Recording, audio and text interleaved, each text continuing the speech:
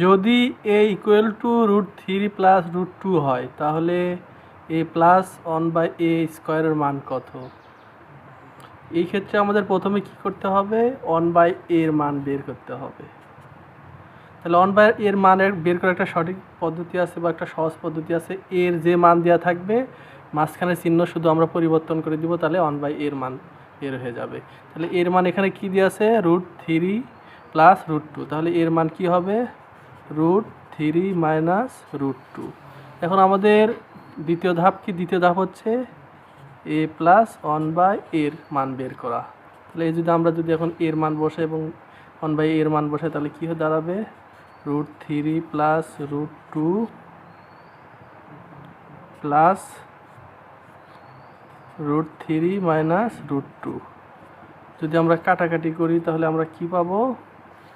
তাহলে 2√3।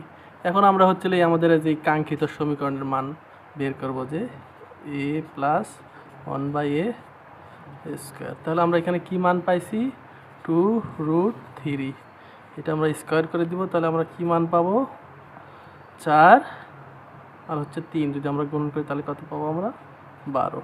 এটাই আনসার। এখন বলুন আপনারা, যদি তাহলে স্কোয়ার প্লাস 1/² এর মান কত হবে?